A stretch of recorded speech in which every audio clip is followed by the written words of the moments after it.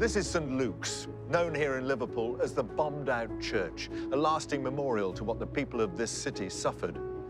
It's also vivid proof that in May 1941, the front line was not on some distant battlefield, but on the streets of Britain's towns and cities.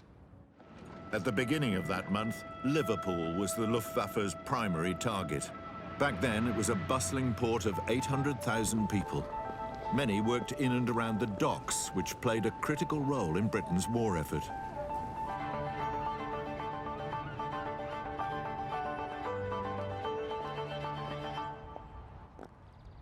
It's hard to imagine today when you look out across the city, but 70-odd years ago, people all over Liverpool were having the most intense life or death experiences. During the May Blitz of 1941, over 2,000 Liverpudlians were either killed or injured. Think just how many near misses there must have been, or just how many lucky escapes. Sir John Anderson set up a scheme to evacuate children, pregnant women, and the infirm from cities at high risk of bombing to the relative safety of the countryside. Cities like London, Southampton, and Birmingham evacuated thousands. In Liverpool, around 130,000 children were transported to safer temporary homes in the countryside. But there weren't enough places for every child in the city.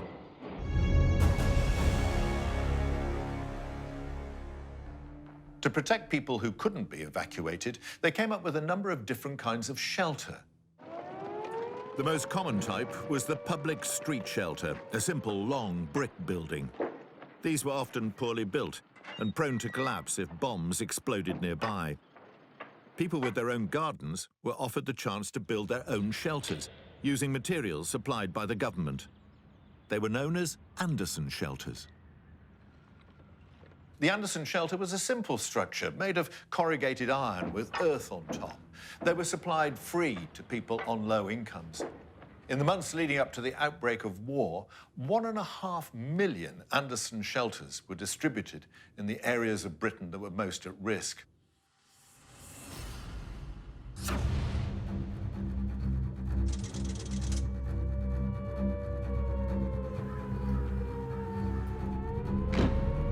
After the sirens had sent the people of Liverpool scurrying for cover, the first German bombers appeared overhead at 11:15 that night. There were 50 bombers in all, and they dropped 48 tons of high explosives and 4,000 incendiaries.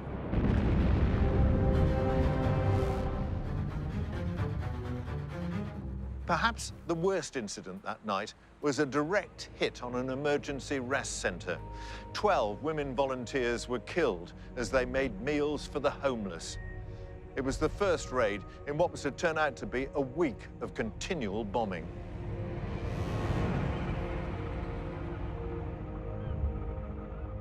Liverpool was the biggest seaport outside of London.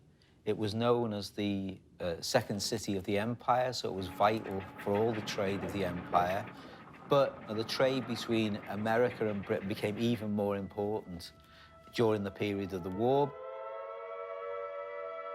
Bad weather had cut the raid short that first night, but there was still widespread damage. Just a short distance from Liverpool docks is the district of Wavertree. The Richardson family lived at number 5 Sandhead Street. 20-year-old Flo and her mum Frances and her dad Alf. My dad was fond of life. He was really what I would call a Liverpool comedian. Always full of humour. You know, like he had different sayings like, if you don't laugh, you cry. He loved life. He really did. Alf had fought in the trenches in France in World War I. Now in his 40s, he found himself on the front line again.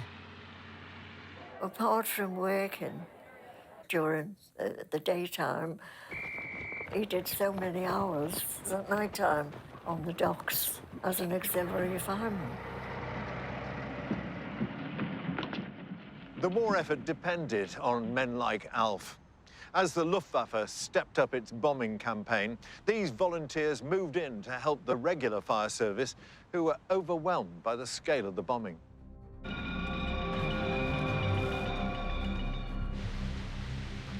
Alf spent his nights at the docks on air raid duty. He was one of a crew of 10 men. Their job was extremely dangerous. They had to tackle fires while the bombs continued to fall around them.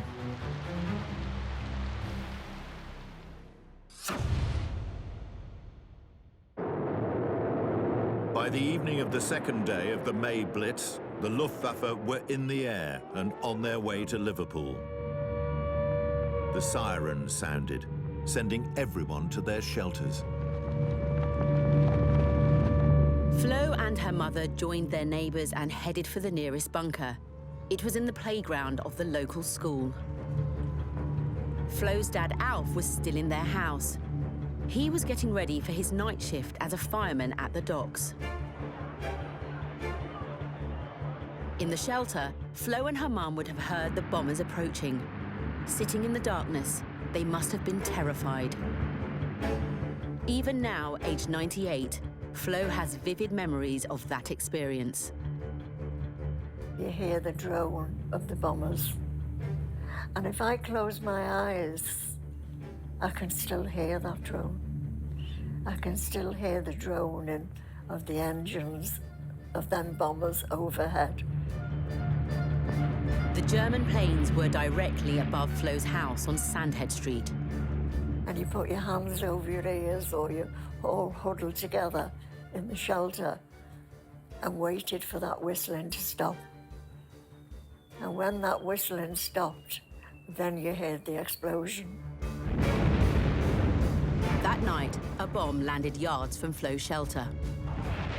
The shelter filled with smoke, all black, and you could feel the blast. But had it have been a heavier bomb, it would have been fatal.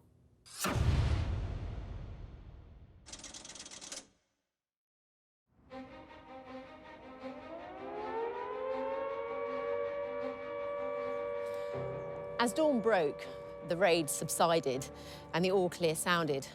Flo and her mum began to leave the shelter. They had no idea what they would find outside. Then, across the playing fields, they caught sight of the bomb-damaged houses here on Sandhead Street. We got out of the shelter, and as we stood outside, I could see my dad walking over the schoolyard towards us, and he looked in a terrible state.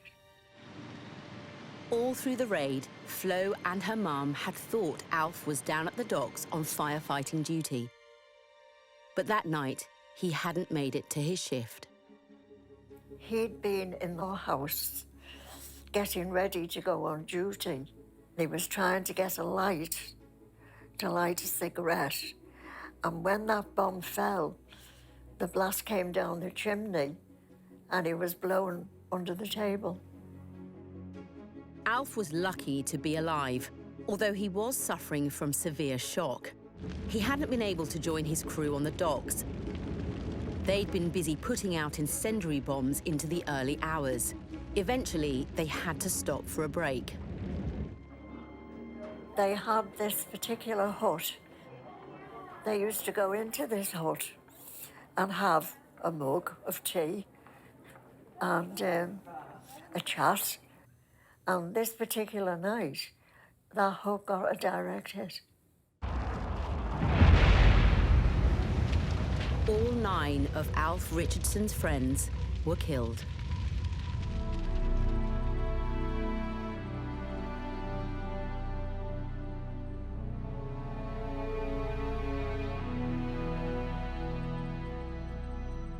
He was never the same after that. He just couldn't face it, you know, losing his friends. He had a nervous breakdown.